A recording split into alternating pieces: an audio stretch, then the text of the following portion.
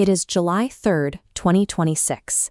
Inside Hard Rock Stadium in Miami, we are deep into extra time of the World Cup round of 32. Argentina, the defending world champions, are clinging to a narrow 2-1 lead. Their opponents are playing in their very first World Cup. It is the 103rd minute, and the Argentine defense is scrambling. Then, Sidney Lopez Cabral finds space on the edge of the box and curls a strike straight into the top corner. The game is tied 2-2. Lionel Messi and the reigning champions are on the ropes. This chart shows the sheer demographic disparity between these two nations.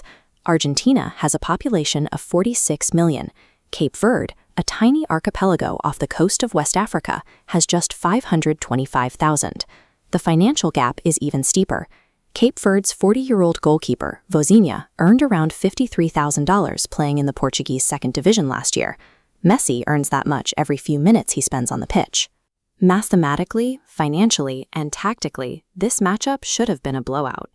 To understand how an island nation of 500,000 people pushed the world champions to the absolute brink, subscribe to the channel and let's trace the anatomy of this historic run.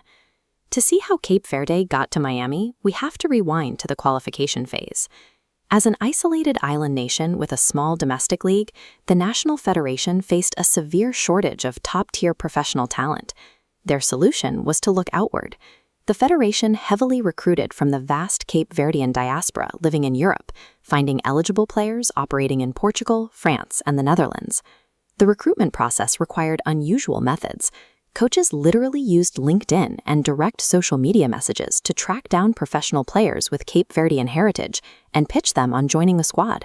At home, they used FIFA Forward funding to overhaul their infrastructure, upgrading their national stadium in Praia and building a modern training center equipped with video and data analysis systems.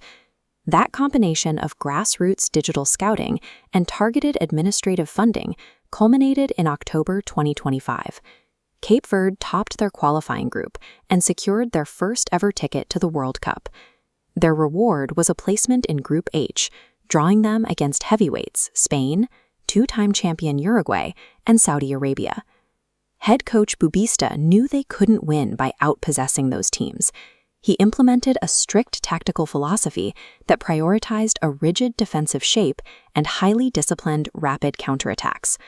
Tracking their Group H progress, they first frustrated Spain with a 0-0 draw, making their goalkeeper a global sensation. Next, a 2-2 draw against Uruguay, followed by a scoreless draw against Saudi Arabia, secured their spot in the knockout zone. Bubista's defensive structure yielded an unbeaten group stage record. The Blue Sharks advanced to the round of 32, carrying the momentum of a deeply unified and ecstatic fan base. Which brings us back to Miami. Facing Argentina, Cape Verde refused to sit back and wait to be defeated. They attacked the world champions head-on. Argentina drew first blood in the 29th minute. Lionel Messi controlled a lofted pass with a pristine first touch and fired it into the net. But an hour into the match, Cape Verde responded.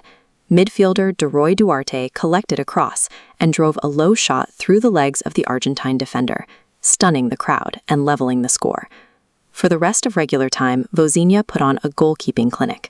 He made a string of point-blank saves against Messi, holding the line and dragging Argentina into extra time.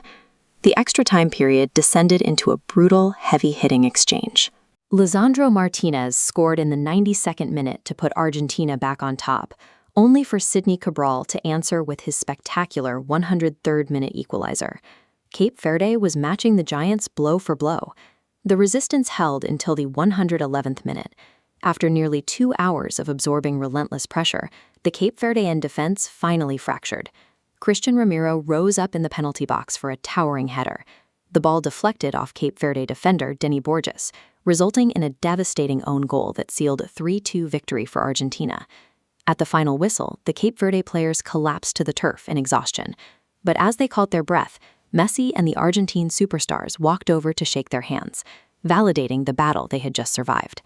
Despite the elimination, Cape Verde exited the tournament to universal applause. They earned the respect of the global media, the fans in the stadium, and their deeply proud coaching staff. By utilizing a highly connected diaspora, maximizing modern administrative funding, and executing a flawless defensive system, they proved that deep geographical and population deficits can be successfully engineered around.